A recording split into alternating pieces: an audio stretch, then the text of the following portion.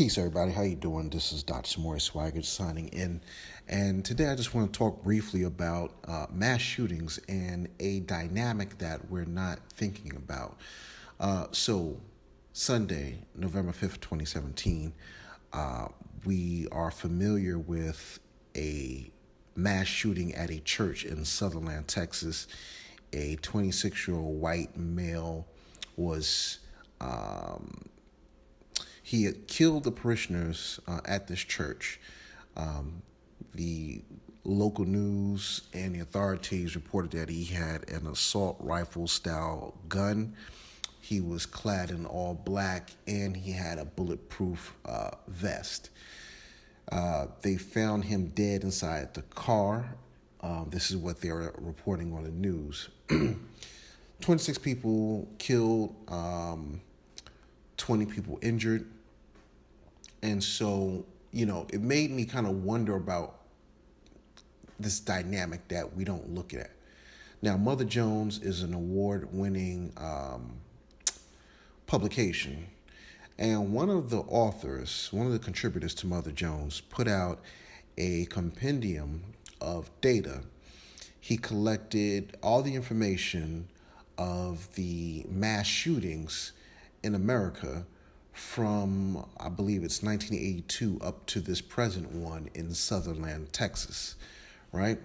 And, he is broken down by state, city, age of the perpetrator, race of the perpetrator, style of gun, time of day, all of that. But there's one undeniable thing. We're very much familiar with the typical profile, forensic profile of the shooters. Historically, it is typically your young, disgruntled white male, right? These are white males that are about 25 years old into their late 30s, early 40s. Why they do it? Who knows? There's a lot of factors you can throw in the fire. Some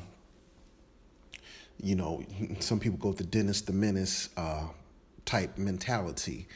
But there's something that when you look at that data, there's a very, very undeniable statistical fact. And that is when you look at all those mass shootings from 1982 up to November 2017, males, the male gender is the overwhelming, hands down perpetrator of mass shootings. And really, I will say in the 99th percentile. I'll have to go back and browse. I mean, it's a lot of mass shootings, but I'll have to go back and browse. And if I'm incorrect, I'll definitely come back and do another post as an update to correct, because I like being right and exact with my information. But you didn't see women like that on that data that they put out in Mother Jones. So it made me question, what is it? What is that deciding factor of why males, and it's majority white men, but I'm going to stick with the gender for now.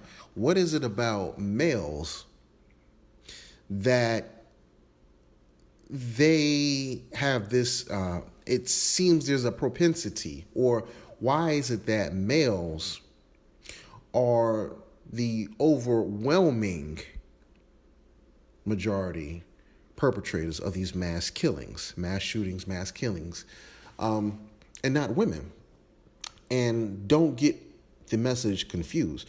I'm not advocating, and I'm not hoping, I'm not wishing for women to start becoming mass shooters. What I'm saying is I'm trying to gain an understanding, an analysis, and an understanding. What is it about men and these mass shootings and women not being mass shooters? do women, is it something about women that they have a better appreciation for life? They value life more. They understand the fragility of life.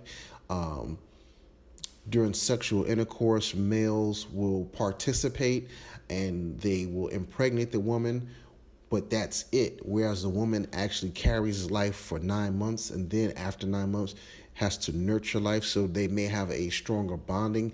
They may understand life, the essence of life. Is there a higher appreciation for life? So I wonder about that. And the other thing I wonder is, you know, when you think about problem solving, you think about IQ. IQ is really just the how your intellectual, your intelligence quotient basically seems how can you readily solve problems. How can you solve problems? Is it fast? Can you solve problems? Do you arrive at the solutions very quick? How do you deal with problems and dilemmas? And so one has to think, when males, is it that, there's a lot of stress, we know, okay. People undergo tremendous mental stress, emotional stress, psychological things of that nature, all different types of things. But nobody's excluded from stress. And in fact, you would think women would be even more stressed, because women are the most marginalized of the genders in America, right? And I would go as far as to say globally. In a patriarchal society, where men dominate, whether we're talking about Silicon Valley, whether we're talking about on Wall Street, whether we're talking about in the halls of Congress, corporations, men dominate, and women are marginalized. So you would think that they would have more of a reason to snap and engage in mass shootings, if that's what snapping tends to be. This is what they say, well, he snapped, and things just weren't right, and he lost it. He lost it, and ended up shooting up everybody, right? He got angry at these people and shot up everybody. He got angry at the Muslims, and he didn't even know the difference between a Muslim and a Sikh, and he shot up a Sikh temple. This person got mad that they kept making fun of him, so he came and shot up the school.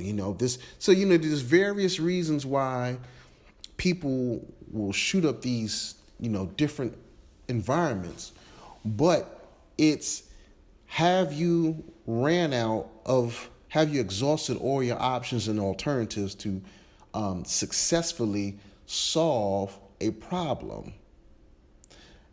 And when you do that, is violence your answer? So then it begs the question, well, what is it about women? Do women always happen to see another alternative angle, another hidden perspective? Do they see another solution that men don't see, that they know how to utilize, and thus they avoid this whole mass shooting episode? Or do women have better coping mechanisms, or some other internal, maternal strategy on how they approach confrontation, how they approach challenges, how they approach hardships, how they approach and address crisis situations when placed in front of them? There's something that men are lacking when it comes to these solutions, where killing multiple people seems to only be the answer. Whereas women don't do that, but yet they're the most marginalized and the most oppressed when we talk about genders in America.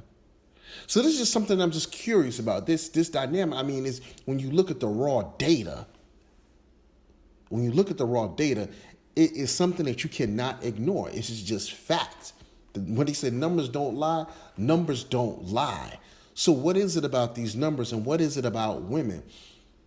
It seems like men, we have a lot that we can possibly learn from women. We have to sit down and analyze this. What is the coping mechanism?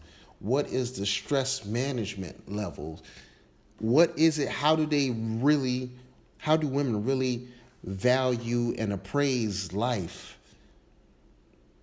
You know, coping skills and all of that. It's just something I just think we really have to open up a dialogue about. Everybody's talking about mass shootings and how can we stop this and dot dot dot. The answer really, I think, can be found in having an open discussion with women. When we have all these women commentators and stuff, we really need to sit down and listen to what they're saying. I believe the answer is within them.